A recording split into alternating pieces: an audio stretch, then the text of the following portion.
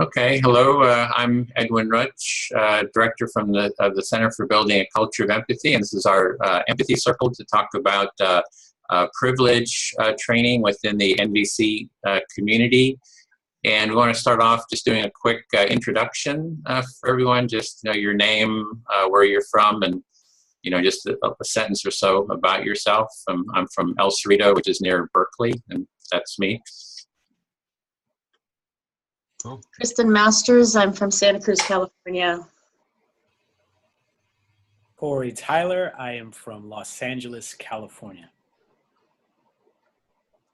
Wentworth from Vashon, Washington. And Antonio here from New York City. Okay, so as I mentioned several times already, my Zoom's been periodically crashing, so it's possible I may just totally disappear from the screen, so I'm just like in anxiety, don't crash, don't crash.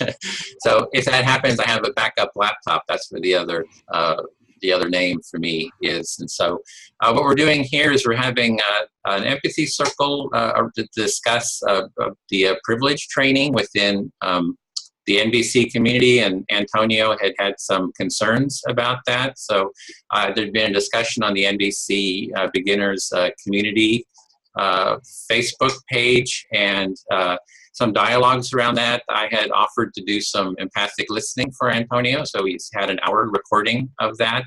And then Bob, who's been doing some privilege training, he joined us in a second call, and we had almost a 2-hour circle, empathy circle around that. And now we're kind of expanding the circle to bring in 2 new people to have this discussion. Our intention here is to, I say, build a culture of empathy, which is for everyone to be able to fully be able to express themselves and be heard to their satisfaction. And just wondering if that intention works for everyone. Does that get a thumbs up? I'm getting a shaking of heads. And to hold that intention, we're going to just light a candle here. And as I mentioned previously, these candles are beeswax, so they're very healthy. They don't give off any hydrocarbons. My partner, let's see if I can bring that into view. There we go. Doesn't like the paraffin ones. So we're using the empathy circle. I see we have 90 minutes, as I understand it. Now I can keep track of the time. We're going to be using the empathy circle process, which is, I think everyone had the seen the instructions. It's basically one person will speak. They will select who they're speaking to.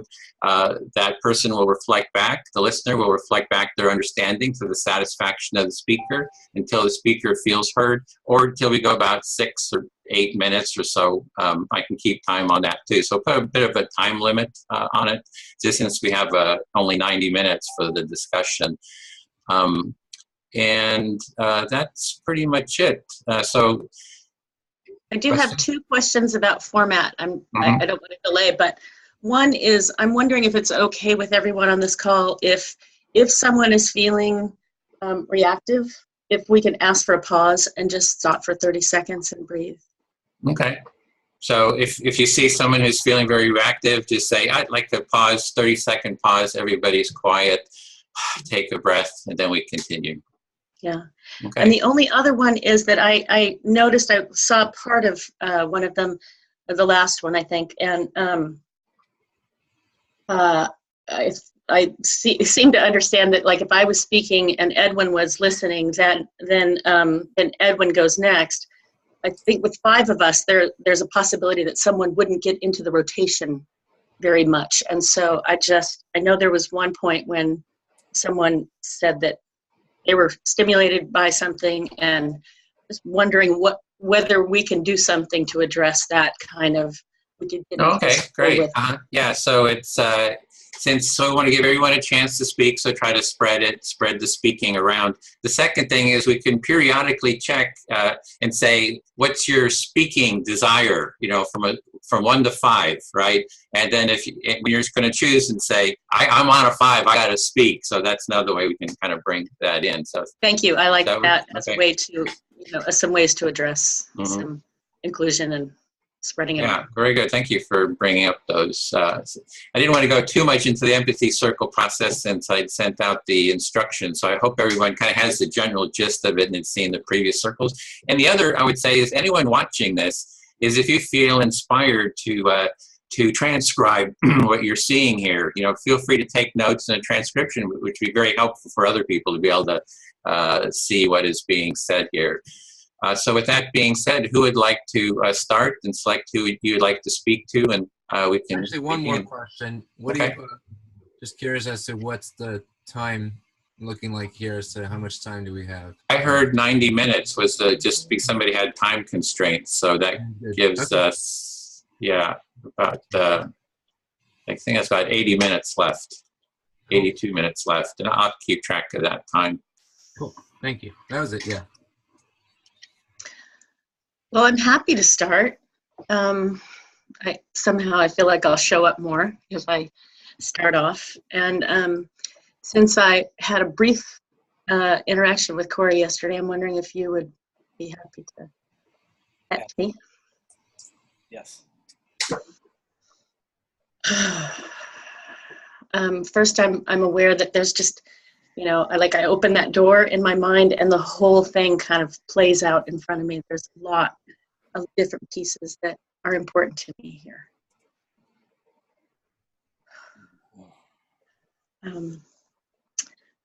So one is this, that I'll say that it's a particular pet peeve of mine when people say that isn't NVC. There's the way that I conceive of what NVC is this huge steamer trunk full of tools and principles and different approaches. And that gives me hope, because I feel like there's something in that trunk that I can always pull out to meet the moment, whether it's something I just do inside of me or something I do relationally. There's always something to do, I'm forever grateful to Marshall for giving me the concept of having my giraffe ears on. I'll pause there. So, Kristin, what I'm hearing is that when you think about this topic or the topics that may be addressed today, it's like this whole large closet sort of opens up. And one of the things that is a pet peeve of yours is when you hear the phrase, "that's not NVC." And you feel that, my sense is, with the gift that Marshall Rosenberg brought, it's this idea of, I heard the phrase steam truck or steam trunk. Steam trunk, yeah. Steamer trunk, those big old-fashioned go across the ocean kind. And that there's so many resources that you find within this, an abundance of resources and tools, and that gives you hope that there are many ways to utilize this, what I would call a technology, or this energy. Yeah, thanks. And one of those, the frame in my mind is that NVC is a way of approaching the world so that I minimize the chance that I'm defensive and increase the chance that I'm in trust. And that's kind of at the heart of what I want around these topics of privilege, racism, sexism, I'll say the other isms, ableism, adultism, all that stuff, that I want all of us. And I feel, actually, I can feel the emotion of that shakiness of it coming up. I want all of us to use what we need to use to decrease our chance of being defensive and increase our trust relationally with one another. So what I'm hearing is, what's of value to you about NVC is that there's a potentiality personally for lowering defensiveness and increasing trust. And when you think about all the different things that may separate us, sexism, racism, ableism, and you said some other ones, that your hope is that people can utilize this, what we would call nonviolent communication or nonviolent consciousness, in ways that sort of meet them where they are, my phrase, not yours, in order to explore lowering defensiveness and increasing trust.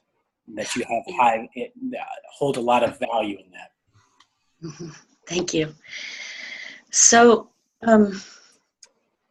for me, the next step of that is the places where the phrase I'll use is where I'm one up versus one down, where I've got access to resources that other people in another group don't. Where I'm one up, I want to be willing to see if I can grow my awareness of what it's like for somebody who's in the one down category. And that takes sitting with tension, of wanting my intention to be seen, of wanting to be known for my innocence, that I didn't cause their problem. I want to be able to hold the tension of that and be willing to hear and listen and lean into what somebody else's experience is. Okay. So what I'm hearing is that you want to be willing to hear someone, and you preface that by saying this metaphor of like one up and one down, and you find yourself having access to particular resources where someone who is on the down part of that may not. And what I'm hearing is that you really want to have you'd like to have a willingness around being able to hear people that may be on the other side of that realm, and that there's some tension involved there. There's some messiness involved, and are you willing to be with that? And at the same time, not to sort of take on this this idea of, well, I made this happen to them, but just a spaciousness where you can hear them even if you're on a different side of the spectrum in terms of where privilege or access to resources may be concerned. Right. And so I'll give a brief example of one that just came up for me. That's not one of the ones listed on this call, but that I just led a workshop for the first time where there was a participant that was blind. And I got to notice how many things I do in teaching NVC. I like the way I do it, but it's like that we're visual. And so I didn't know what I didn't know. I was clueless and missed all kinds of things about the way I showed up with a participant that was blind, and left her out repeatedly, and then would have to catch it and say, oh, this is what I just did. This is the face I just made. This is the movement I just expressed. So it's not like an inherent problem with me that I do things visually, but I wouldn't notice that I didn't know how I would leave out somebody with a visual impairment. Yeah.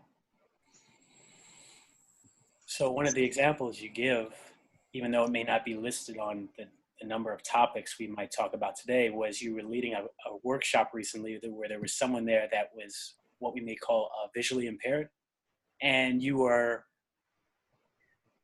maybe even surprised at how your attempt at sharing the information in many ways left them out, perhaps unintentionally, but it was sort of an opportunity to kind of look back at yourself and say, wow, I can see how I'm wired to present the information based on the assumption of people being able to see.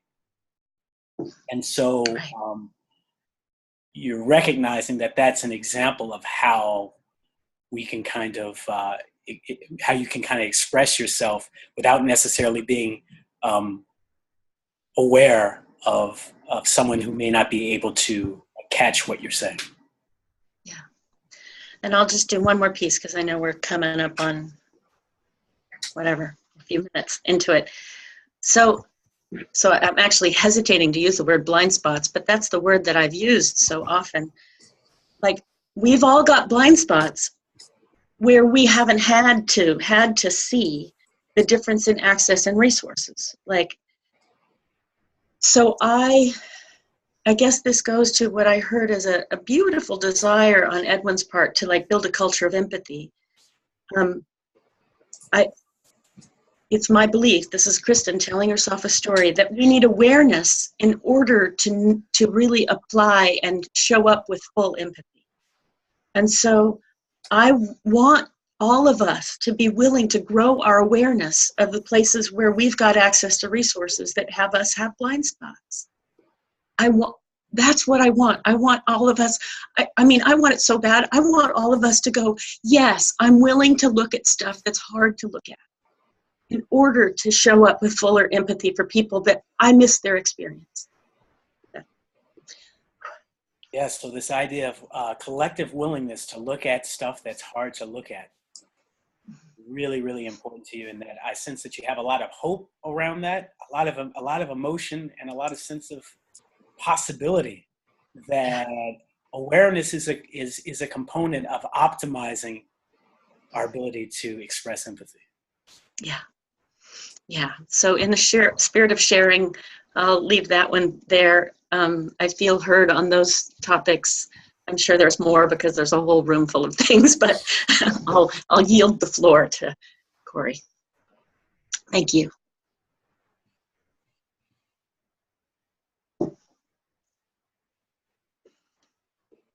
So, Edwin, just as a quick guide, is it now the invitation that I can find someone to express to? Mm-hmm. Yes, you select whoever you would like. Wonderful. Let's see. Let's go for my brother Antonio.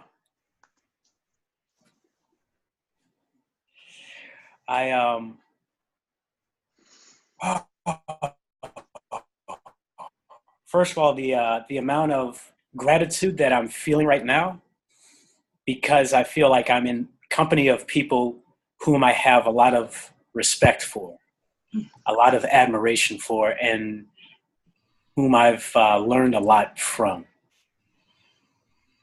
I'm feeling grateful to be talking about something that means the world to me and that has changed my life.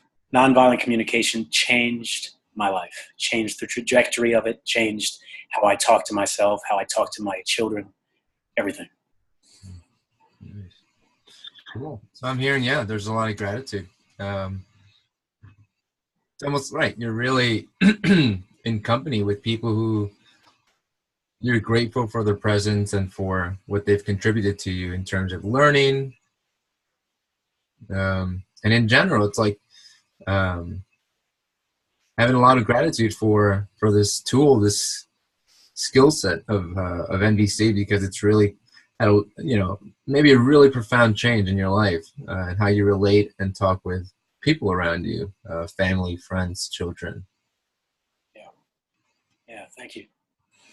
And I recognize that a lot of stuff is going on in me right now emotionally, because this is something that I cared deeply about, the issue of addressing, or maybe not addressing, or how to address very challenging subjects for many, which I would call privilege, or racism, sexism, and a whole host of things.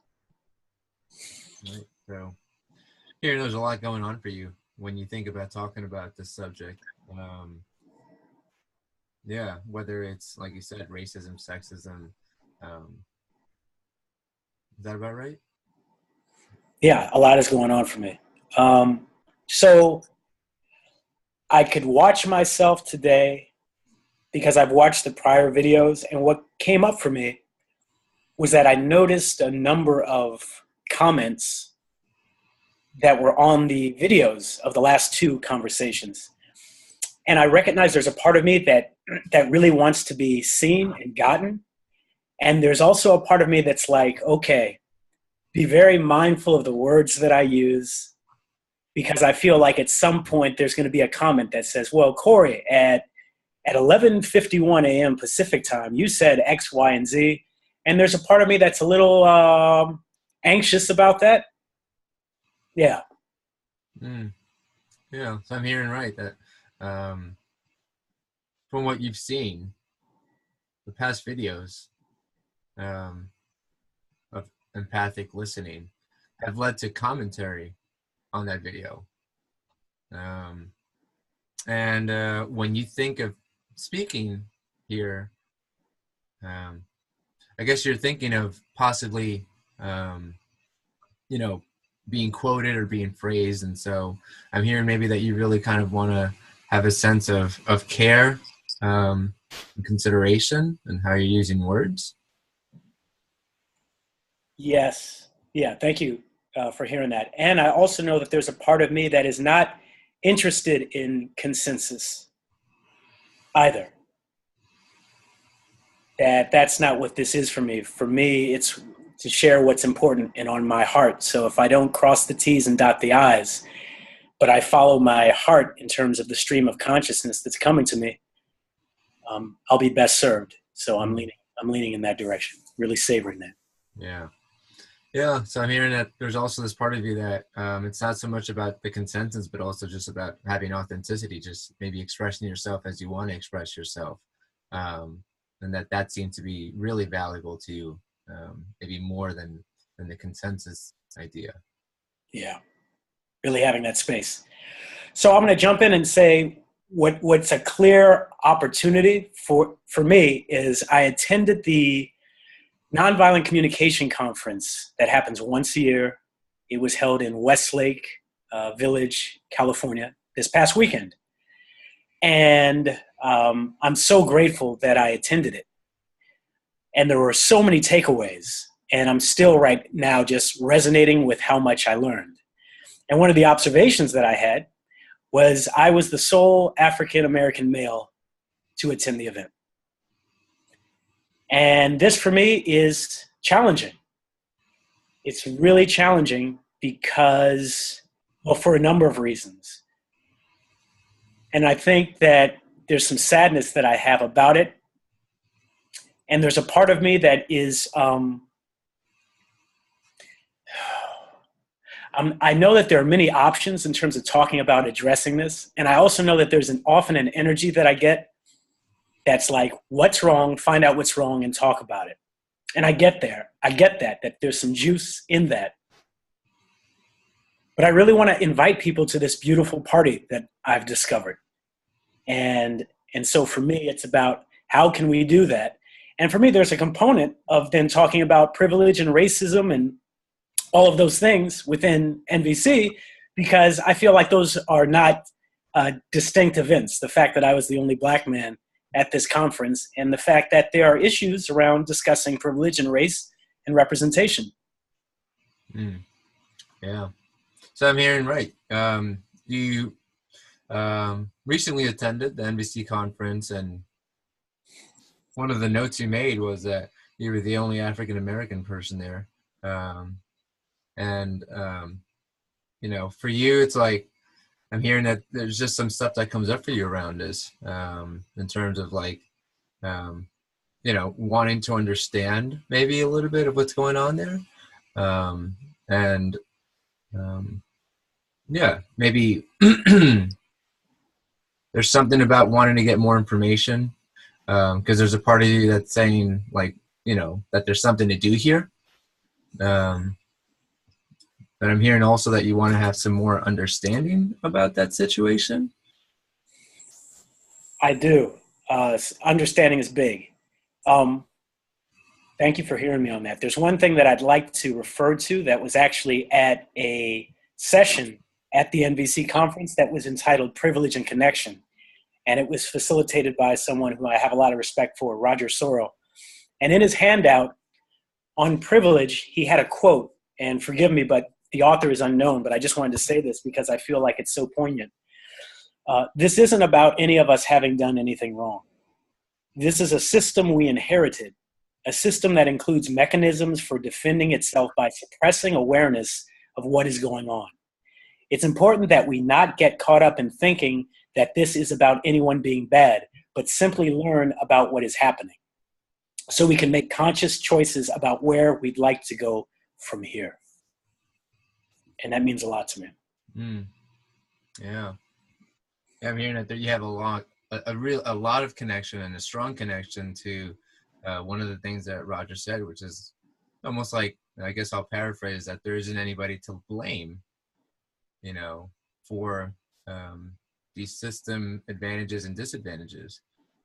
However, there's a lot to learn because, like he said, it's something that's been inherited and kind of been passed down.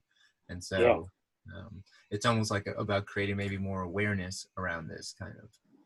Yeah. Yeah. So thank you, Antonio. I couple that. This is the last thing. I couple that and what is said, and what I think is maybe the challenge in the NVC community, as I perceive it, with regards to addressing privilege, is that I can hold that, and that there's an idea of sort of transcending. And then I look on the news this morning, and it's like the two men that were sitting in a Starbucks, two black men that were sitting in a Starbucks, and within 2 minutes, the police were called to arrest them for sitting in a Starbucks. So I get angry. Yeah. And I get furious that there is such a thing as nonviolent communication that is rooted in connection, and yet a stark reality of things like this that happen every single day. The disparity of something like that happening last Thursday in a Philadelphia Starbucks, and that quote that I just spoke to you about, that distance is what troubles me. Yeah. Yeah, it's like you're having this image of having transcendence, and then you see something like the Starbucks case, and you see that there's this thing called nonviolent communication, and that there's a big gap between those two things in terms of really, in a way, I'm hearing, seeing, that we're all kind of like having equality, because it's not actually happening. We haven't actually transcended that. And so there's a lot of, maybe I'm hearing a lot of pain for you when you see something like this, and you know that there's something else available, like these skills. Yeah. Yeah.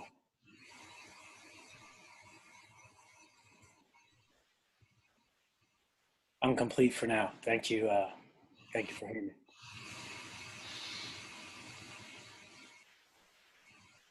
Cool. Thank you.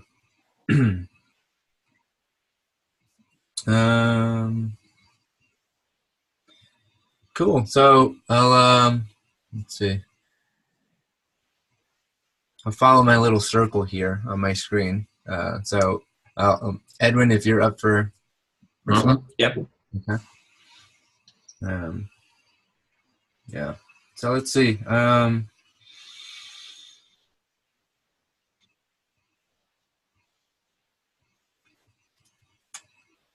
Yeah, I think I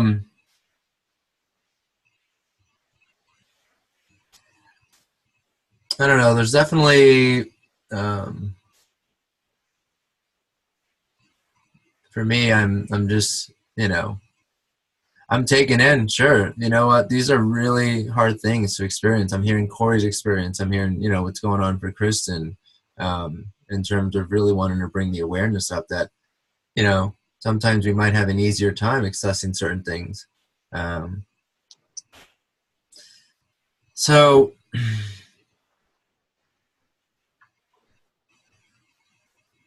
I'm hearing that, and I guess what's alive for me is, yeah, I tend to think that I personally go back to myself when I think of leaders of nonviolence, whether it's Gandhi or Mother Teresa or King Jr. For me, it's like, look, their action, that came after the idea of not hating anybody, of wanting to create equality. It was the thinking, it was the consciousness that was in them in order for them to come up with an idea of what to do. And so that's why when I look at King Jr., he had the energy of nonviolence, how he actually did, how he did that out, how he actually took action to live out his nonviolent energy. It always differed. He always did something different, whether it was a speech, whether it was a march, an interview, so for me, I tend to really want to stick to the idea, yeah, if this is about nonviolent consciousness, I don't know what I'm going to do once I have that consciousness. Maybe I'm going to choose. I was having this conversation the other day with somebody, And we created this scenario. We were like, well, what if I have a friend who tells me, hey, you know what? You should, it's really hard for me to see styrofoam cups being used. And you're using one and getting your cup of coffee. And so, we talked about this, and it was sort of like the outcome that we came to, because we're both students of NVC. And so the outcome that we came to was, me as a person who has this nonviolent consciousness, I have choices, right? Because the old choices for me were to either fight, right? Like, no, I'm not polluting the world, right? Or so what? Or, right, so I could fight back, or I could just leave the conversation and kind of be like, oh, you know what? I should really stop using the cups. Now, for me, in neither one of those scenarios is there an actual NVC consciousness being played out. So we talked about this, and the idea that we came to is that I have a choice as an NVC practitioner, and I can be curious, right? Like, I could be curious, like, what could be going on with the whole styrofoam situation? Like, then I start learning about it. Then I start seeing that it might be affecting the environment. So that's a choice. And then the other choice I have as an NVC practitioner is to say, look, I'm going to use styrofoam cups. It just makes life easy for me. So, if the styrofoam cup is really going to affect our friendship, look, I'm not going to stop using foam cups. I mean, I get what's going on for the other person, but I'm not going to stop something. So, can I reflect back there a bit? So what I was initially hearing is that you were trying to hear Kristin and Cory, and you were understanding that they're looking at some people do have advantages in certain situations, and that you're looking at yourself in how you relate to people, that you have choice, that you in a situation you could do fight, flight, or freeze, basically, as a response, but you have choice to do more empathic listening, a curiosity approach as well. So there are these different choices that you have, and you're kind of talking about making those choices. Yeah. In the context, within a context, with every context is going to be different. You have a choice within every context to make a choice. Exactly. Thank you. Yeah, thanks. And I think, the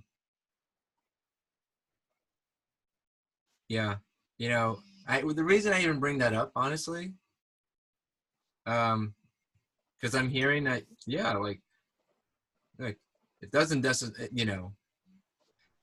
necessarily work for me, to kind of like start taking action on something. I might want to go ahead and first start seeing, like, well, do I want to take action on this? I know what's going on. I know what's alive for the person. And with my styrofoam cup thing, it's like, I get it. I get what's going on for the person. Is it going to affect, am I going to do something different now that I know this? Maybe I'll do the same thing. However, I'm doing it from a different place. I get what's going on for the other person. Because even when I choose to not do something, I might actually, and honestly, I've known myself about system inequality since I was a teenager. I mean, I grew up in an area in New York City where literally by train stop, the further up you go, the worse your economic level is, by the way. And that's changed over time, but that's literally my reality. So for me, I've lived part of this. I'm still in it, and so, yeah, look, it's on for me on a very, I take this practice on a very day-to-day basis. Like, what am I going to do today about social injustice? What am I going to do today about social inequality? I know about it. Maybe today I'm not going to do something about it. And so, I kind of just really get concerned with the idea that this is something that has to be on my periphery. So that's my concern, because when I think about the idea behind NVC, for me, it's about taking a step before, right? And I don't want to argue whether something's NVC or not, right? It's kind of like we're doomed if we're going to have that conversation. However, for me, I do really want to express a concern that I have, because I go back, I look at Marshall's videos, and, you know, I don't necessarily see where it's talked about or where it's discussed, that when I see social inequalities, that, you know, I take action on it. What was discussed, or probably, I don't know, Marshall probably talked for close to 1 million hours, maybe more. But what he talked about during that time was just how we can create more connection. And that is seriously what brings me hope. Anyways, I'll stop there. Yeah, okay, well, what I'm hearing there is that you're wanting choice in the choice, and you don't want to be like forced or pushed to be doing something like taking some kind of social action. You would like to have choice for doing it, and you're also not seeing that, you know, Marshall Rosenberg had talked about that you had to do social action. Right. Yeah. Unless you wanted to. I mean, you had choice if you wanted to within the context. Yeah, exactly. You know, and I take this, you know, here in New York City, we've actually worked, and we're still in training and development of working with the NYPD, the police department here, in what's being called nonviolent arrest, which is already being practiced, by the way, which is literally when somebody's having, you know, you come in and you arrest somebody, and they're like, I'm not going, right? If the cops are having trouble arresting somebody, they'll call in somebody who's trained in nonviolent arrest. And usually here's the scenario. Somebody doesn't want to go in. Somebody doesn't want to be arrested. And so here comes somebody who has some NVC consciousness, and they kind of get an idea of what we're doing here. So they come in and they say, look, we're in a bit of a pickle here, because if I don't arrest you, I'm going to be in trouble. And so, you know, what I want to do is that I want to hear you out, and I want to make sure that I hear everything that you have to say. The only thing that I asked in request, and this is what the officer has said before, the only thing that I asked in request is that you hear what's going on for me. And about, I don't know, 99% of the time is what we're told, is that when this is put into place, once the person has been listened to, they literally say, all right, I'm done. You can take me in. And so, again, I tend to really want to go ahead and take the step before actually taking action, and really create the sense of connection and understanding, you know, to what's going on for people. I agree. Some of this stuff is on a very big basis. It's on a very big level. And so, and having said that, I still want to go ahead and be able to figure out, like, what's going on for me around this? Like, and so again, that for me is way more important than figuring out how I'm going to do it. I don't know how. You know, I go to the idea. I don't know what I don't know. Kind of like how you said it, Chris. I just don't know how I'm going to do something. And so I want to go ahead and create the space for me to have the I don't know what I don't know, and live in that space. Like, be so curious about it that I'm not even close to creating an idea of what to do with it yet. And what I want to engender more of is literally that. So what I'm hearing is you'd like to create a space, I'll call it an empathic space of listening before you take action. So you're even trying to foster that within the New York Police Department, promote that, where the police, before taking their action to arrest someone or take some kind of action, that they would have a mutually listening, empathic dialogue with the person they're about to arrest, as well as with themselves, so that they get heard as well. So you're trying to create that empathic space before action being taken, and you're feeling like there's this push towards action, and you're not feeling comfortable with that. You'd like to, and you don't want to take action just because you have to take action. You want to take it because, you know, that it's kind of, you've been led to that from a listening space. Right. Exactly. And I guess I'll finish off by just saying, I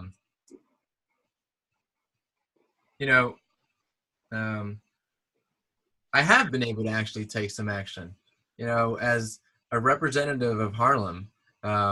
you know, one of the things, and I kind of spoke about this before, in the last 2 years, we've doubled the amount of trees that exist on 151st Street. We got the street repaved after 10 years of asking and asking and asking. Right? And so, yeah, look, at times, you know, because I could, you know, again, you know, here is, for example, a street that had pothole after pothole. You know, yes, other streets had been taken care of and ours wasn't. And so, yeah, there was a bit of like, I could definitely associate it if I wanted to with a lower class being ignored and a higher class having better service. And all of that we kept on doing, all that I kept on doing with my local congressmen, local Congress people, is just saying, please, like, can we get some help here, please? And so we did it right. It wasn't like, here's what we got to do. We got to all get together and storm into the office. It was like, no, let's just figure out, can they hear us out? Are they willing to hear us out? And the day finally came that they did. And that for me is so different sometimes than kind of like looking for how the inequality exists. It's like, no, there's problems here. There's a problem for me and for the people around here.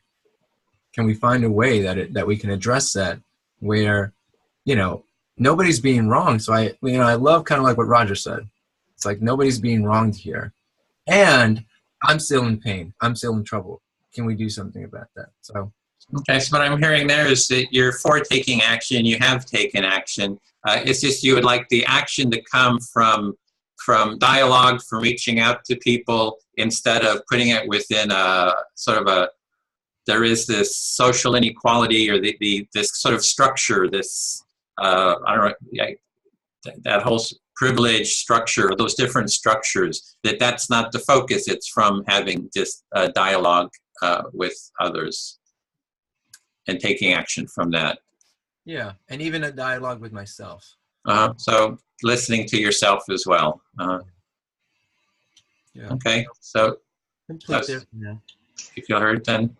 Thank you. Okay, then I'll speak to Bob. Can I make a quick comment? Just, I like to notice, like, have things be clear that we're doing.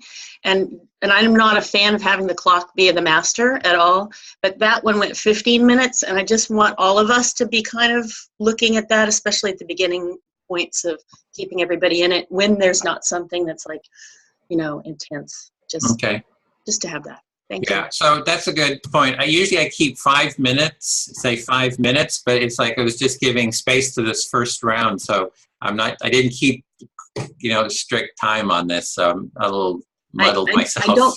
I don't like strict in any way, but I just want to, like, if we're all observing that, then we'll all keep consciousness of it. Mm-hmm. Yeah, I really appreciate that too. Thank you so much for mentioning that. So I'll speak to Bob. And so I don't see myself as being part of the NVC community, you know, per se. You know, it's like I appreciate, you know, the processes, all the tools. And so I don't feel like I identify with the community per se, even though a lot of the stuff I do overlaps, you know, I have co-sponsorship with Bay NVC, et cetera, on a recent event. And so I don't like identify as NVC per se. If I could just start with that. So you're sounds like you're looking at the NVC community a little bit from outside, even though you have a lot of overlap and presence in the NVC community. You don't identify as an NVC person yourself. It's a practice you appreciate, but it's not your personal core practice. Is it something like that? Exactly. Yeah. So for me, what it is I'm looking at is I would like to create a culture of empathy. And NVC is really a large part is to create that empathic environment and everybody listening to everyone. We have that mutual listening. And so the feel happens when we have that mutual listening. So that's what I'm advocating for is let's build a culture of empathy, and how might we do that together as sort of as an intention. So that's sort of the direction I'm coming from. Yeah, so you really want to focus, or you're called to a focus on how do we build a culture of empathy together where everyone gets the quality of listening that they would like. Yeah, thanks. And so the reason I got sort of interested in this dialogue about privilege is I've been in the political left versus right, world doing, our empathy tent, mediations, being out there trying to listen to both sides. And there's this whole social justice kind of framework that consists of, privilege, white privilege, sexism, racism, power dynamics that there's a whole constellation there that I see that's on the political left, and that it's sort of a topic that's coming up. And, there's a lot of pushback from conservatives who see the lack of empathy within that framework. They're noticing, I see how this is just a bunch of bullshit, for them, right? And that they see the empathic inconsistency of that whole movement. And it's a big muddled kind of confusing mess. And so that's what I was kind of coming up with it here, is that I'm interested in how do we move forward empathically, in the best way to build this culture of empathy. And I just seeing this whole dynamic that has kind of political connotations. It's in the whole political left world. I'm seeing that in the NVC community now too. So let me see if I'm getting this. So when you've been in areas where there's like political activism, you've encountered people on the political left who bring in terms like privilege, and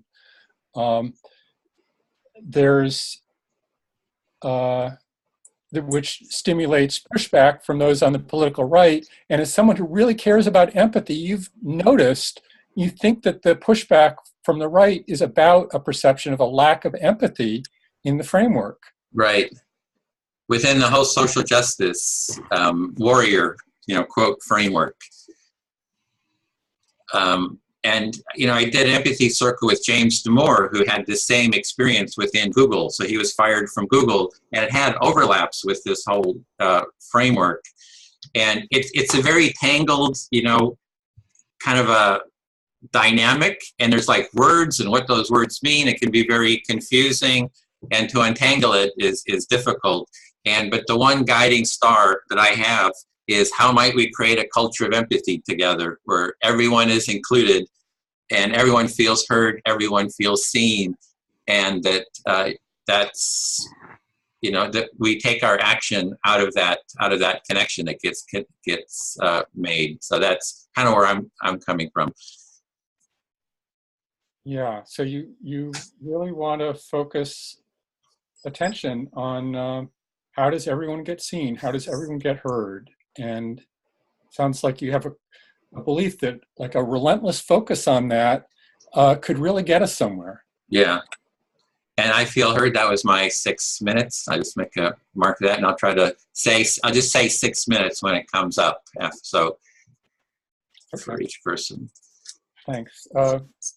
Kristin, would you hear me, dear one? I just want to acknowledge how thrilled I am to be on a call with Kristin. And also to welcome Cory, who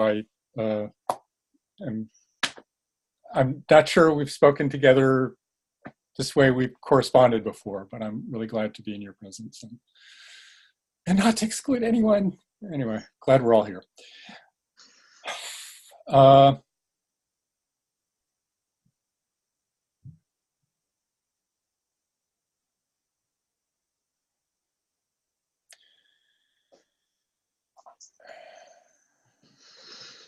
Hearing Edwin talk about his dream of empathy for all,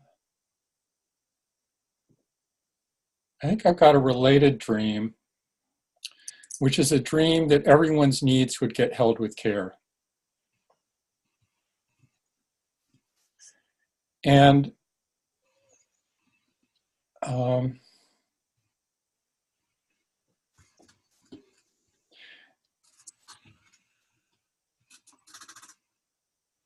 I have a story that is not happening very well in the larger conversation around these topics, in the world in general and in the NVC community.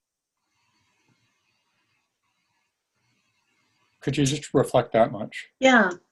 Yeah, that your dream, hearing Edwin's dream about empathy for all, that you connect to your dream being that everyone's needs are held with care. And that there is at least a story, a sense that you have, that it feels like it's not happening well within the larger conversation within the NVC community and in the larger world. Yeah.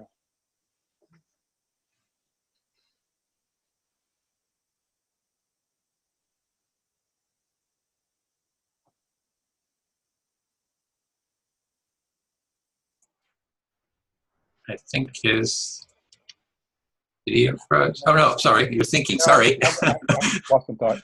So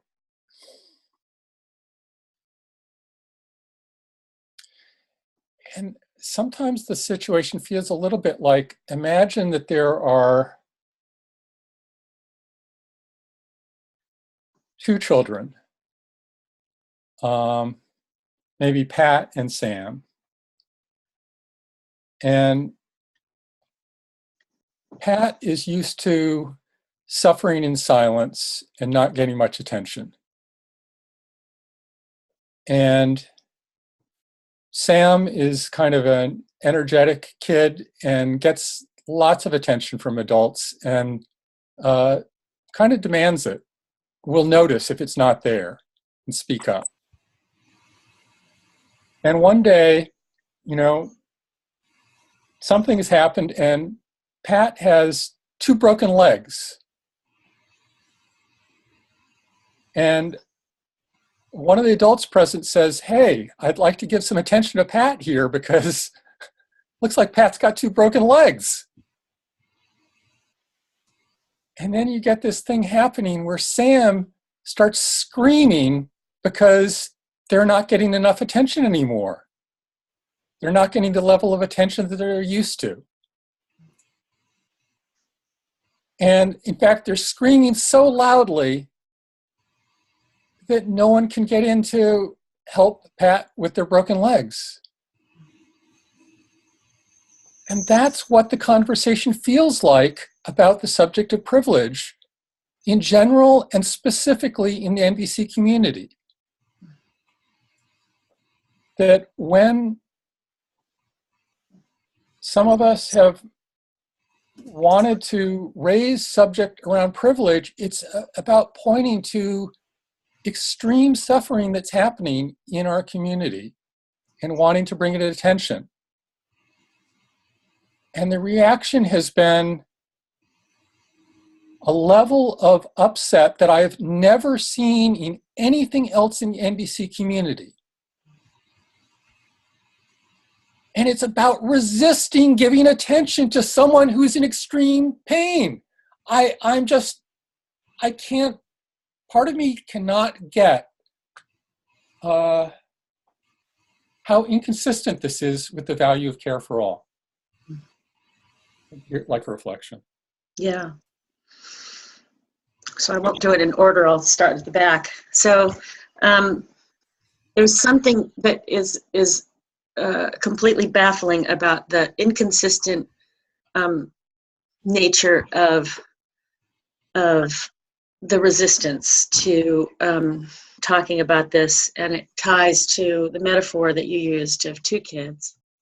One who is used to getting a lot of attention and speaks up easily, and the other who suffers in silence. And if you have that kid that suffers in silence with an injury, you said 2 broken legs, and then the attention goes to the other kid who says, wait a minute, I'm not getting enough attention, and how that metaphor feels like it feels true for you about how this is going down in the NVC community. And the sense of the level of upset that is, I think baffling is my word, not yours, but about resisting giving attention to people who are in extreme pain. That the attention is going to essentially, maybe it looks like it's going to people who are used to getting the attention. That was Kristin on the end, so I don't know if that caught it. Yeah.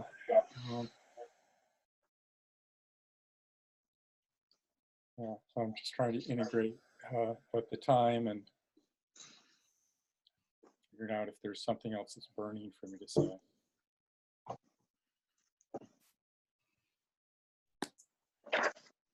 I apologize. I was inconsistent with the time this first time around.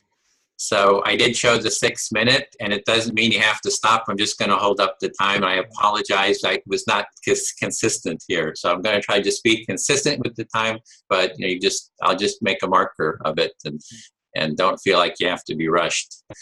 Okay. So I heard Antonio talking about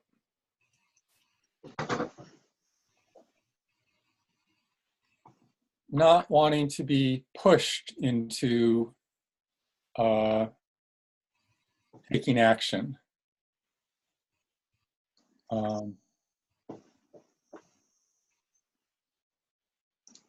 He used the example of, a friend who's concerned about styrofoam cups and maybe not wanting to be pushed to change his own choices until it organically feels right for him to do so. And I want to name a difference in what's happening here, that what's happening is not about those who are raising subjects of privilege in the NVC community, at least, trying to push others to do things differently. I think that we're trying to create spaces where people can learn about this, and maybe trying to create an organization where it will be safe for people to trust that people know about this, but we're not making anyone come into this organization. And what's happening is not that, like, I'm trying to make Antonio do something, but that Antonio is trying to stop me from doing something, trying to stop Kristin from doing something.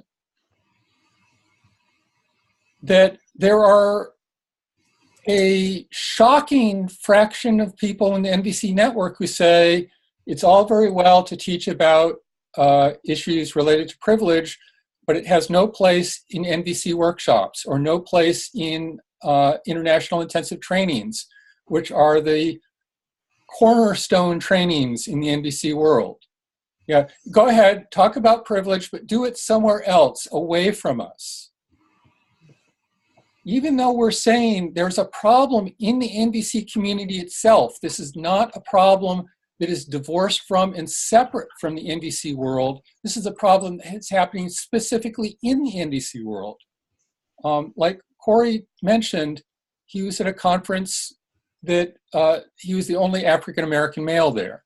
I don't know how big the conference was this year. Other years, that conference has had 500 people in it. And so that's really significant how skewed the demographics are, and that certain people, even if they show up, don't always feel welcome. This is happening in the NVC community. I want it to be addressed in the NVC community. And I don't want the NVC community in general to have to do anything. Absolutely not.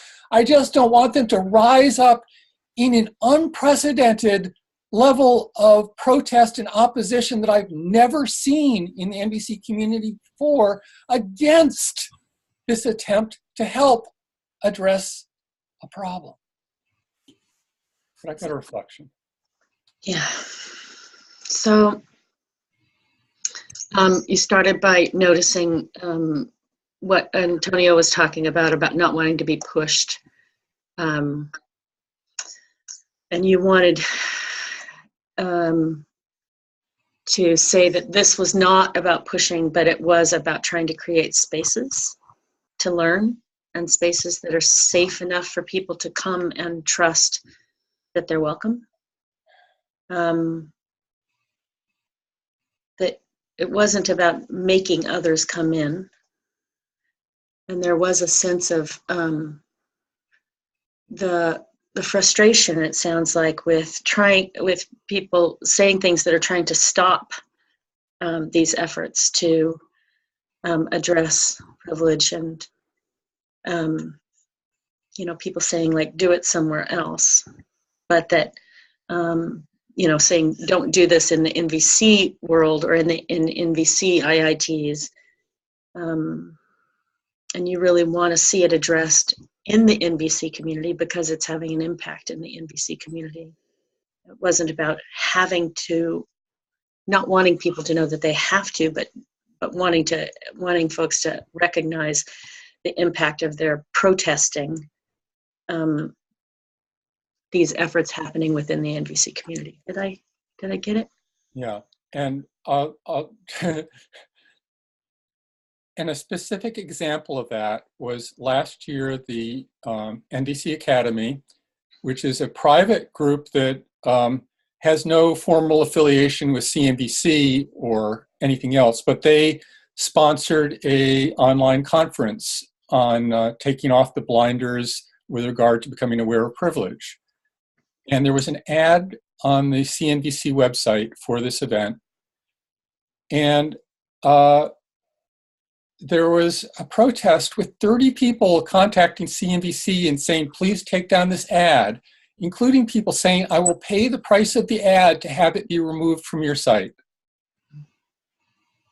Now, I don't know, I could have been misinformed, but someone told me, Antonio, that you were behind that protest. I don't know.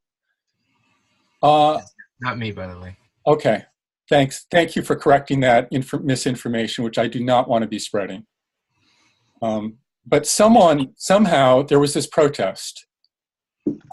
I've never heard of a protest like that, and it's against something that's trying to correct a harm. There's just something disturbing to me about this, and I don't need a reflection. I'm done. Sure you don't want a reflection? Oh, give me a reflection and then we'll talk. I'll make it short. The piece of the NVC Academy doing the blinders, take off the blinders telecalls, that there was a protest with like 30 people who were upset about that. And that just seems so what is that about when the conference itself, the telecalls itself, were about trying to correct a harm? That's where I heard the ring in the voice, the trying to correct a harm. Yeah. Thank you. Got it? Okay. Let's see. I'm fine going in the same order. Cory? Absolutely.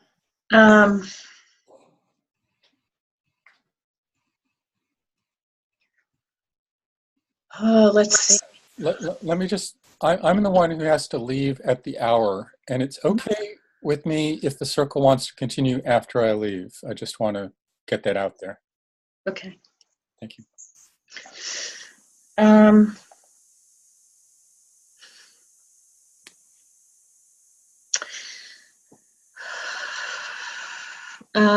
So one piece that feels important, and I realize I'm referencing something from the last call, the call with Antonio and Bob. So whoever's watching this, you won't see the originals unless you go back. But it was something about wanting to give a context that feels really important to me, because I was a diversity trainer. That's what we were called back then. For a lot longer than I've been an NVC trainer, though I have been, my hope is wound up in webbing them together and weaving them together. So this piece is that in the context that I was trained in, that oppression, that thing that we called oppression, that is millions and millions of observation, but not just one, hurts both the people who are one up and one down, but it hurts them differently.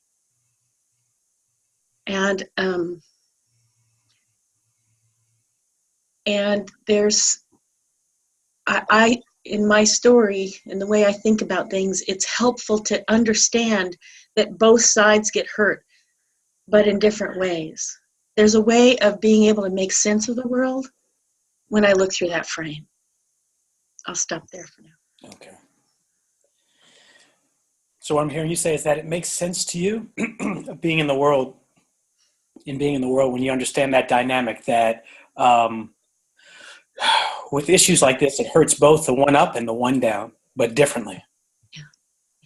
And with your being a diversity trainer longer than you've been an NVC trainer, your real passion is in weaving those two worlds together. Mm-hmm. And that you started by talking about referencing something between Antonio and Bob. Right, and I think what that was it was something, Antonio, I think you were talking about men and women, so gender stuff, sexism. And I just want, I guess I really want you to hear that I don't blame men for sexism. That's not the way I hold it, or the model that I teach.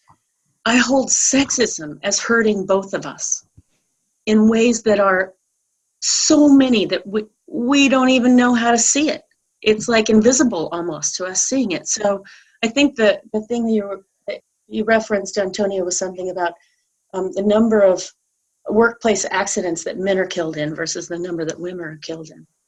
And that's one way that we see that men are hurt by the effects of sexism. But I don't hold men responsible for sexism. I don't hold you responsible for sexism. I invite you to be my ally in those places where it hurts both of us. But I'm not seeing any change possible if the one down group blames the one up group for the effects. So I think men are hurt as a result of sexism by being told that boys don't cry. And I think women are hurt differently by sexism in too many ways for me to actually notice right now, or I would just weep for the rest of the call. Honestly. I fear for my daughter every time she walks out of the house. Just as I'm aware that my African American sisters weep for their sons every time they leave the house. That's real. And that doesn't mean we have to blame the people who are one up. It means we have to say, please come listen to me without defense. Please be willing to hear the pain in my heart for the way that the world treats us. I'll stop there.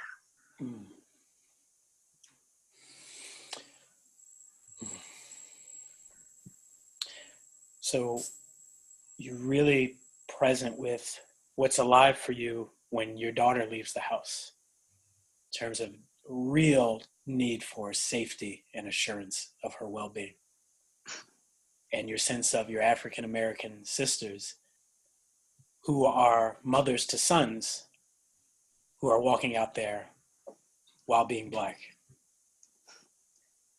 And what I also got is these ideas that are rooted in sexism, the idea that boys don't cry, and then you're present to other ways that women are hurt that you can't even go to because it's so hurtful that you might weep for days, and even imagining the extent to which some of the conditioning, some of the societal norms that we've digested and the effect that has. And I heard you say that you don't blame men for sexism, but you don't blame men for sexism, but sexism for hurting both men and women. And you referenced the study on men and accidents at the workplace, and that you invite Antonio perhaps to be your ally where it hurts perhaps for both. Yeah, I know that was the 6, but let me just see if there's something else that would make my heart stop beating quite as hard as it is.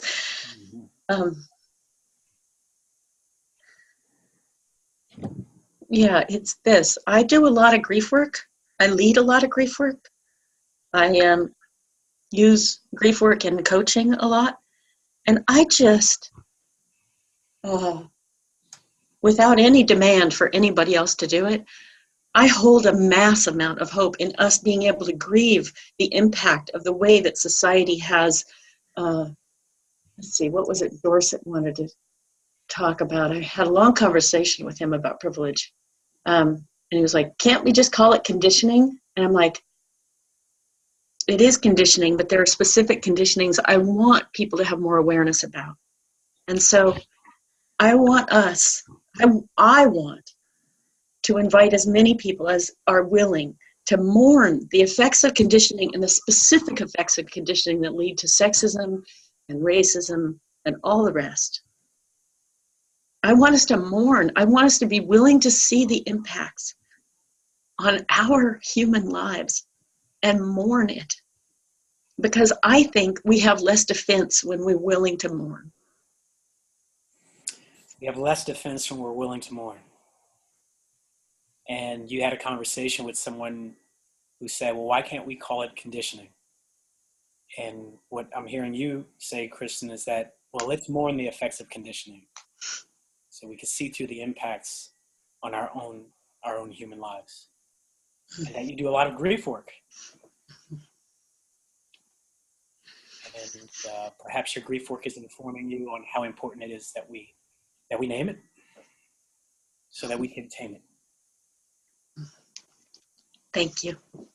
I feel heard. Yeah. Whew. Wow, a lot is going on for me, particularly with the metaphor, the story that Bob, that you spoke to with Sam and Pat. Who are you speaking to? Oh, that's great. Let me see. I'm going to go to Edwin. Let's do Edwin. Okay.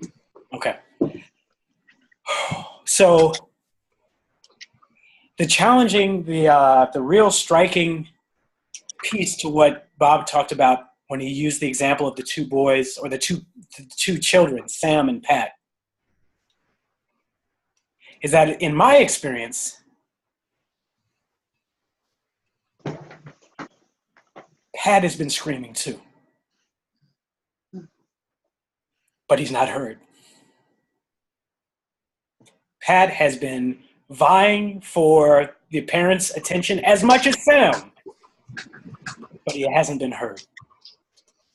And we could talk about a number of contributing factors as to why that is, but that's the angst that I hold, is that at some point there's the sclotoma, the blind spot, which is, for one reason or another, I can't, or I don't want to, or it's too painful for me to imagine someone's experience that is other than mine. So I'll slow down there. Okay, so what I'm hearing there in terms of the model of Pat and Sam, and one of them being very open, screaming and yelling and kind of getting the attention, that they're not actually being heard either. Even though they're getting this attention, they're really not being heard. Yeah, the one with the broken legs. Yeah, thank you. Yeah. And what I'd like to suggest that I feel is maybe a really helpful tool is something that I call contextual awareness. And for me, contextual awareness is my ability to, sort of like a refined sense of empathy, is to understand someone's experience or plight, even if it doesn't register with me. Even if it doesn't resonate like, oh, I can relate to that. No, the contextual awareness is what I'm talking about, is something where I take that leap and I'm like, I can't feel his pain, but I know that they're in pain. So there's, you're wanting to have contextual awareness where even if you don't realize someone is in pain, you know the context that they live in and kind of can make that leap to understand that they do have pain because of the context that they're in. Right. You don't actually perceive the pain, see the pain, but the context is a painful context. Yes. And the pain that I hold around this, going back to the example of the gentlemen that were arrested for sitting in a Starbucks, is there was an article posted today that I was reading, and it basically was saying the reason why the arrest and everything that followed was relatively peaceful is because they were a good kind of Negro, meaning that they were the kind of black person that speaks in a low voice. And matter of fact, what really frustrates me is in the reporting, they were. It was specific to highlight the fact that the black men didn't raise their voices. They were calm and collected. They didn't, give any flack, like as if that's a part of who I am inherently as a black person. So let's make sure to notice that, because they were the good kind of black. And it's these kind of things, these perceptions that in some way enter our media and our reporting that are very destructive, hugely destructive. Mm-hmm. So there's these sort of judgments and assumptions that come up that are very destructive, and one of them is that that there's this assumption that the black person will be aggressive and kind of in a fight mode, and that here when these two African Americans, when they weren't that, they were kind of like said, oh, they're not that, in relation to what the assumption was that they would be, and that there's sort of a destruction. They're not, people aren't being seen really for who they are in this context. Yes, not being seen for who they are and for who I am.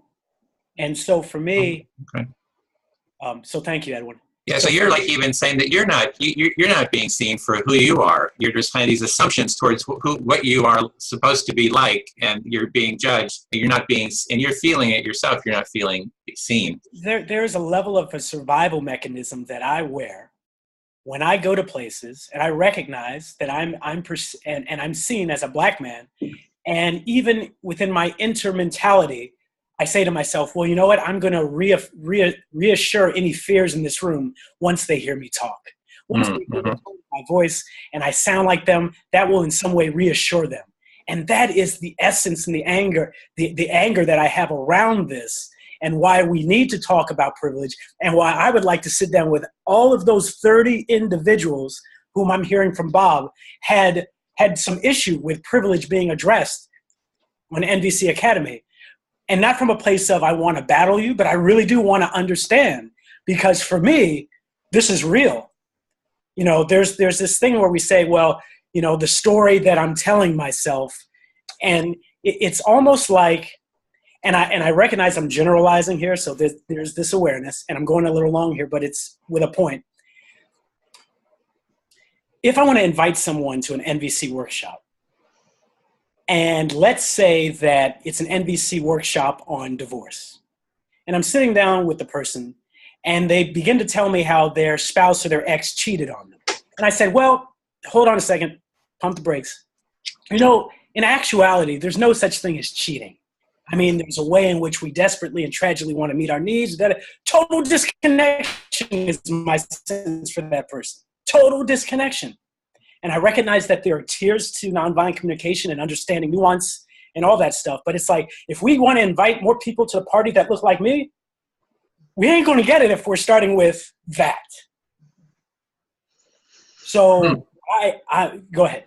Oh, are you saying that there are these sort of stereotypes and ways of being that people are assumed, and if we don't kind of see them for how they really are, that we're really not addressing the pain that's there, or not seeing people for who they really are, and that you're wanting to bring up the pain that people are actually feeling?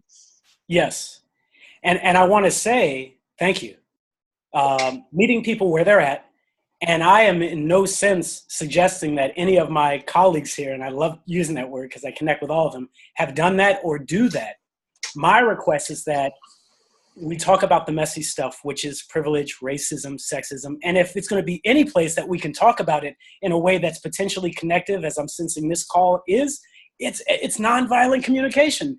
That is the platform. if at all, where we can get messy and still recognize our underlying humanity. Mm-hmm. So you'd like people to really hear and see each other, and if there's any place that we should be able to do that, is within this NVC community, where that's what the community is about. Yes. And lastly, because this may be my last opportunity to express, so I'm going to say it. It's almost as if, yeah, okay, there's a part of me saying, don't go there, Cory, but I'm going to go there.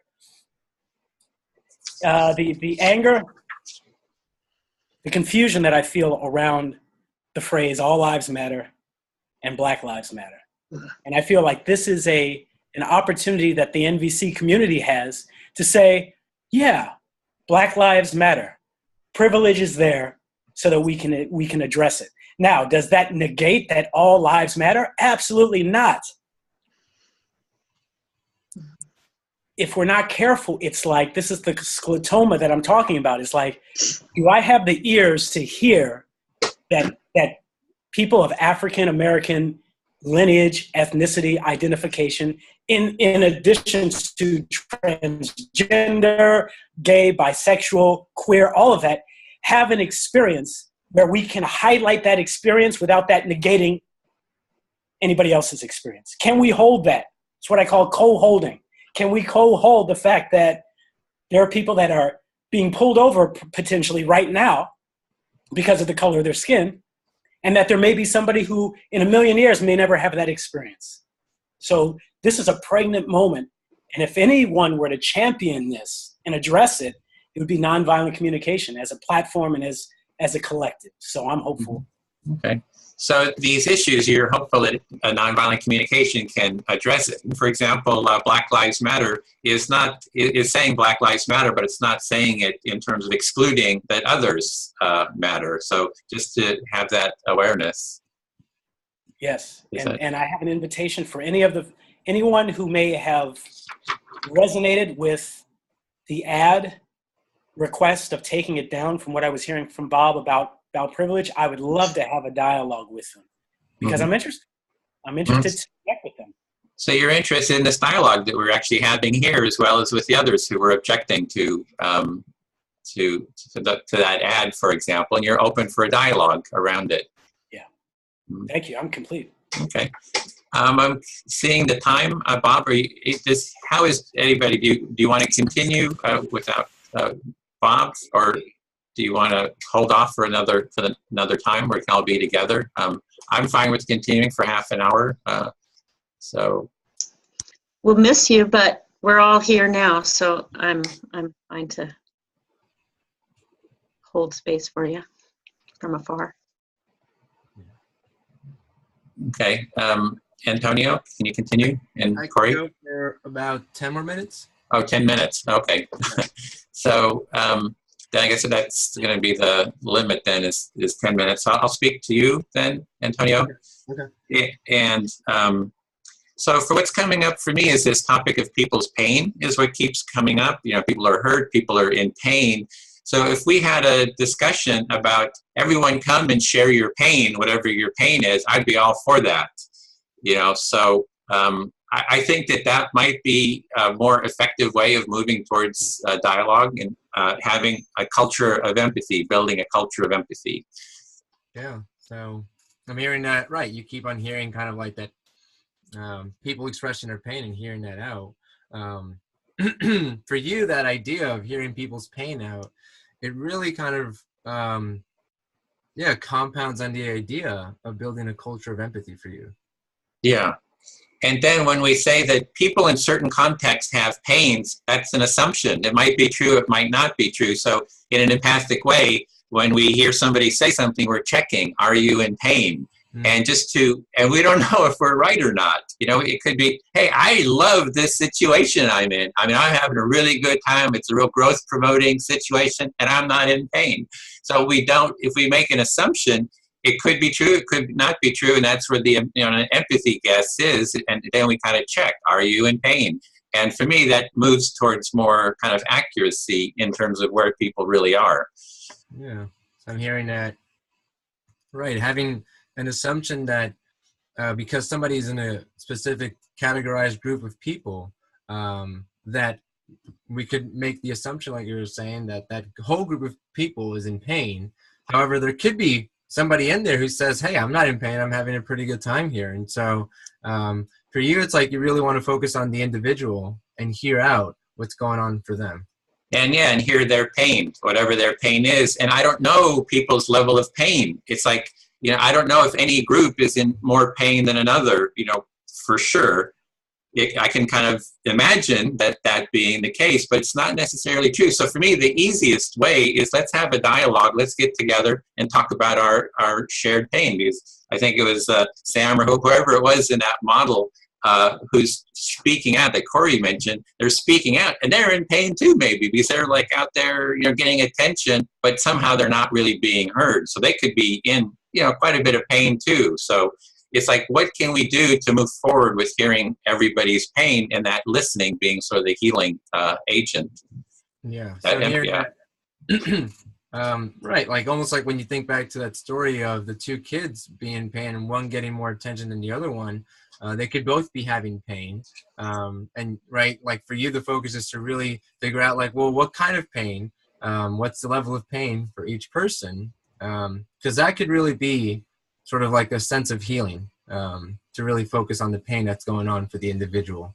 Yeah, and maybe they could all be doing an empathy circle, empathic listening with each other. So maybe that's what Sam and Pat, I think it was, were needing, right? They were needing that connection with each other to really hear each other, and maybe with their parents too. So yeah. So right, it's almost like you have a sense of hope that maybe there could be an empathic listening session between the example of Sam and Pat, where they really hear out what's alive for each other. And that could, again, I think you're saying it could really conjure up some healing. Yeah.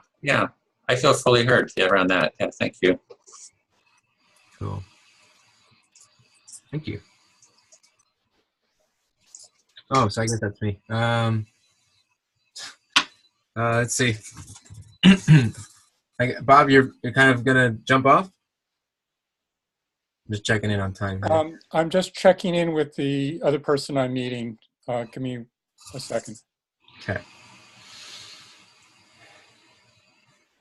Okay. Yeah, I'm going to have to step off now. Thank you, everyone, for bringing your full engagement to this conversation. A lot of love for all of you. Thank you for being here. Appreciate it. Take care, Bob. All right. So yeah, I can do I guess I can go a little over the 4:05 mark. So it's 4:02 for me right now. So I can go to about 4:07, 4:08 roughly.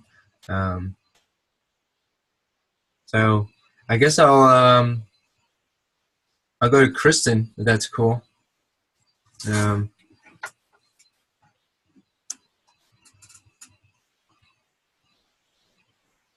Yeah, I tend to really resonate a lot with Edwin's words. It's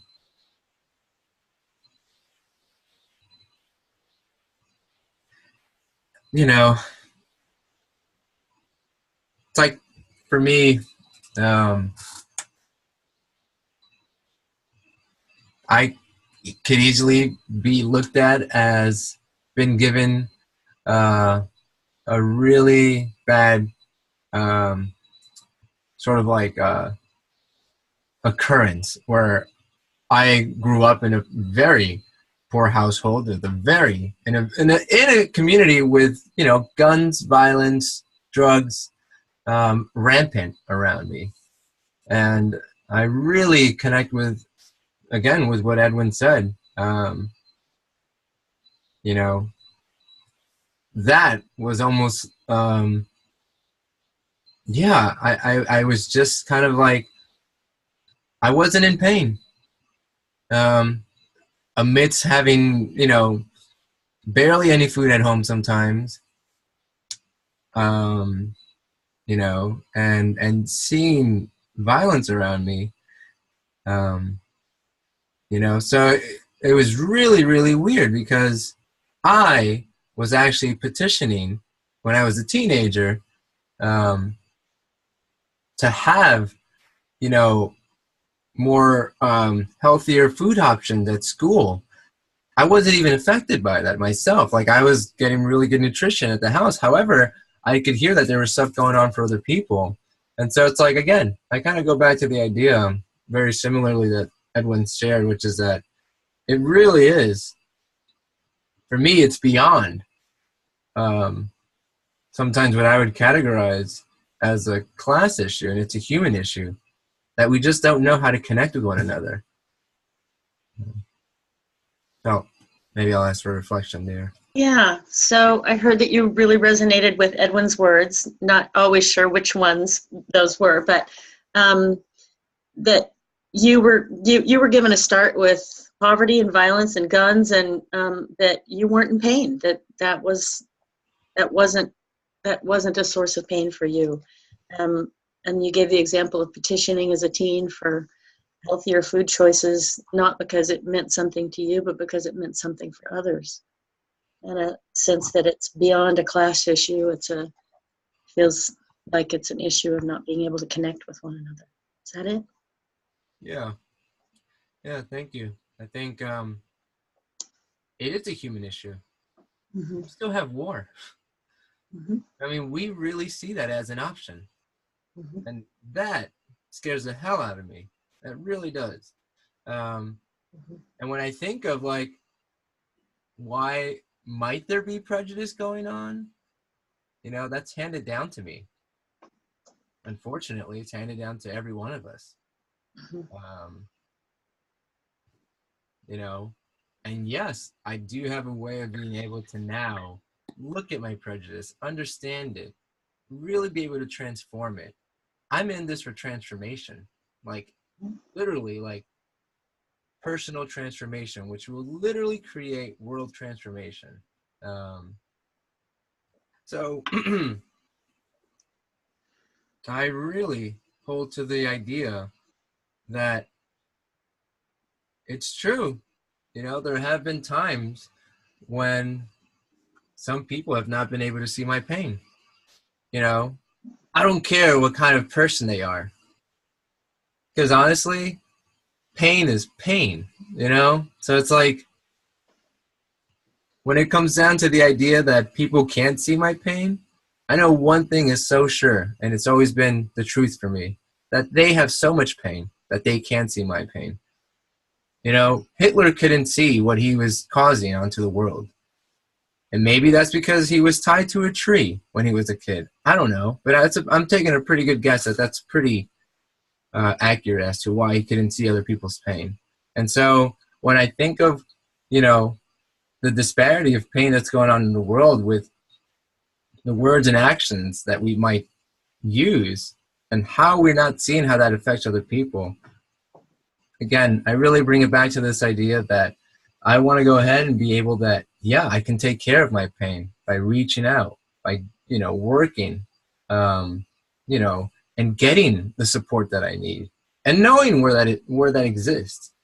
So that to me really tends to inspire the change of really being able to hold each other, you know, at the same level.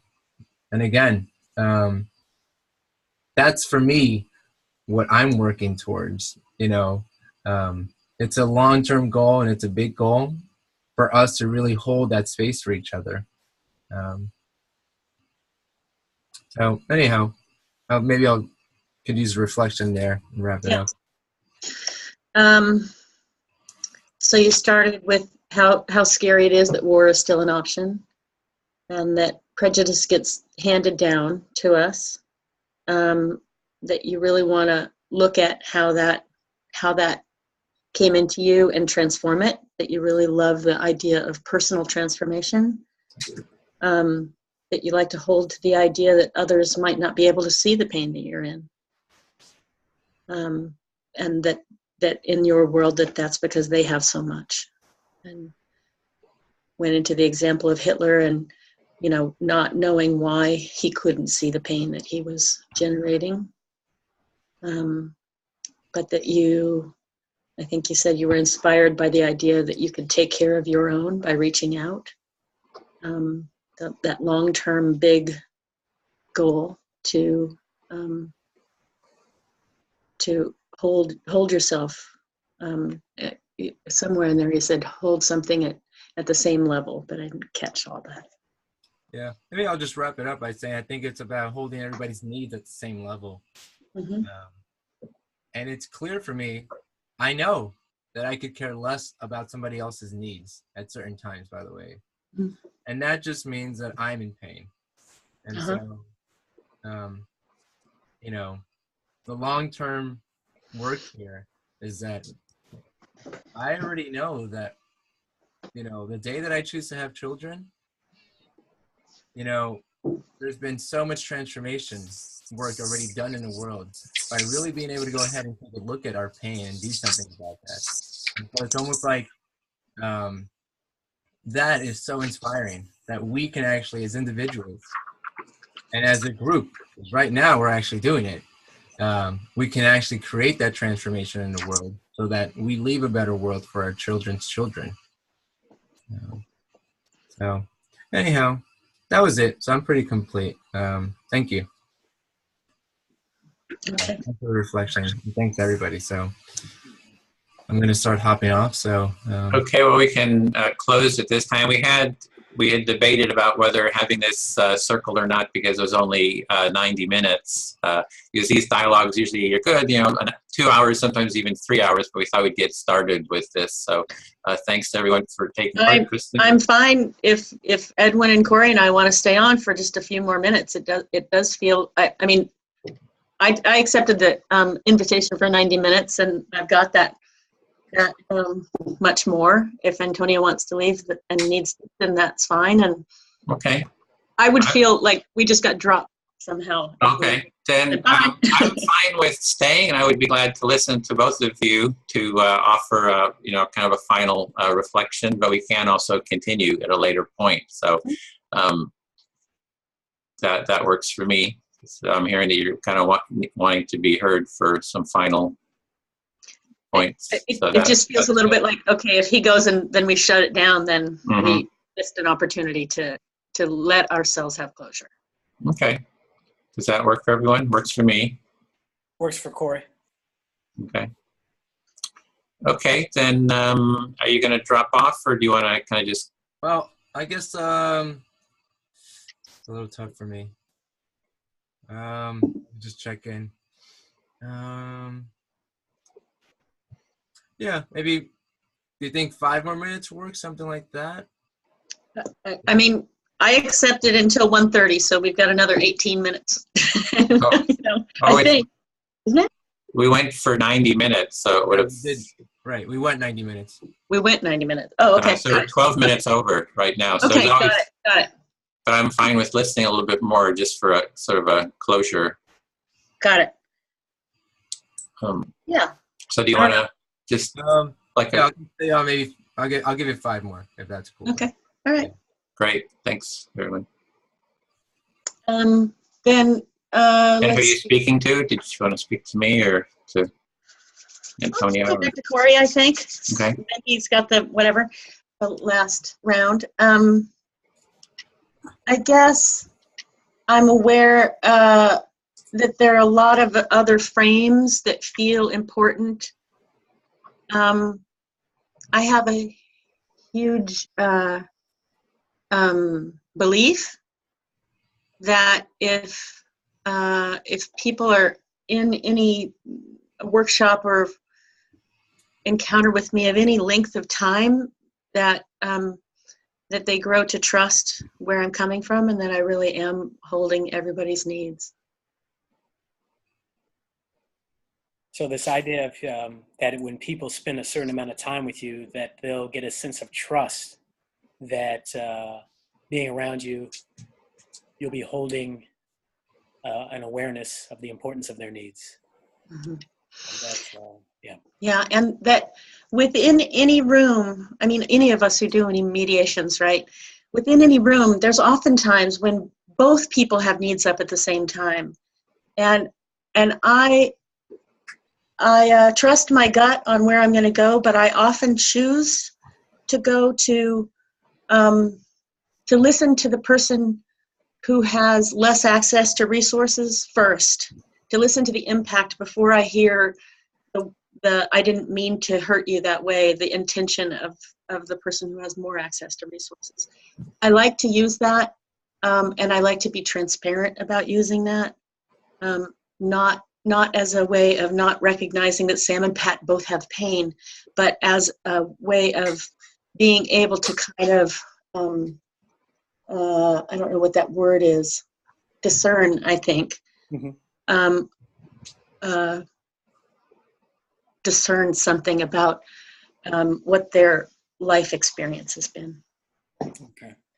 So when you find that there's a situation, particularly with you doing mediation, you may find it where needs are speaking to you on both sides of the party, if it's like two parties, let's say. And what you often do is you defer to the person who may not have access readily to resources, that you're open to hearing how they are impacted before you may hear the other person. So you may be open to hearing Pat, as I understand our model, prior to Sam, but still hearing Sam, before you hear from them what Sam may say, which is, well, I didn't mean to. So that's something that you're aware of because it meets this idea of exercising discernment. Yeah. And lastly, I just want to say thank you to all of you who participated in the heart of coming forward and using this thing that we all believe in, this way. That's good. Thank you. All right, so Antonio, if you be willing to reflect. I'm feeling really jazzed right now because I really like these empathy circles. What I'm seeing is the most connective conversations in the midst of some very challenging issues. And I'm always surprised at how, because I've watched all these videos on this topic and then another one that Edwin did. And I'm always really impressed by how, I'll speak for myself, I don't have to leave anything on the table or on the floor. I don't have to discard anything. I can bring myself. And yet the practice or the model of coming back to really listening and being heard, it's really remarkable. And I'm happy and I'm hopeful that if this is the way that we're communicating about privilege, sexism, racism, and the other challenging things, I see some congruence. I see some alignment. I see some progress. Yeah. So I think for you, it's like seeing and being present to this space and to what's going on for everybody. For you, I'm here. Maybe it inspires or lights up a sense of hope for you around really being able to connect across some differences and to have a lot more understanding and empathy for one another and host some space for each other's experiences. Yeah, you nailed it. Absolutely. And just to complete on my end, I'm looking forward to more conversations and maybe being a part of it. And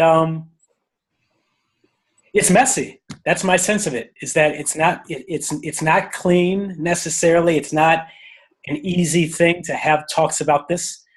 And what I'm hopeful on is that people can really hear one another. Like, as a quick reference point, what was always interesting to me about the Colin Kaepernick situation, in which he chose to kneel, was what I was hearing from people that had opposition with that is that it was in direct offense to honoring veterans and honoring the people that protect our country. And so having conversations like this gives me hope that maybe there's a pinprick where someone will say, oh, you mean it's not about dishonoring veterans? It's actually about bringing awareness around the danger of Black people being killed.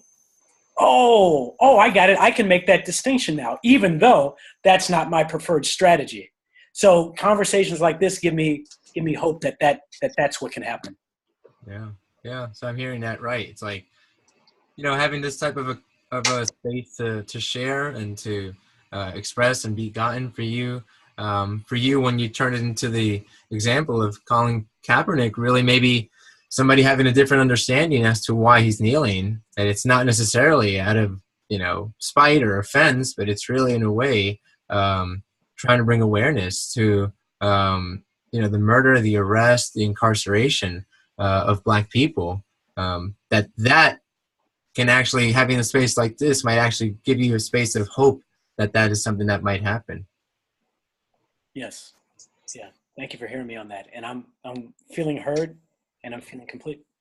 Okay. So I feel a sense of hope as well from these dialogues. This is the third one, and they can continue as well. And when we had started, we had set our intention to build a culture of empathy. So to close, I want to bring up our intention. And if you feel so inspired, we can blow that out and take it with us out into the world. So like a deep breath from wherever you are, and blow. There we go. Okay, well, thank you very much. Really feel grateful for everyone taking part, and that's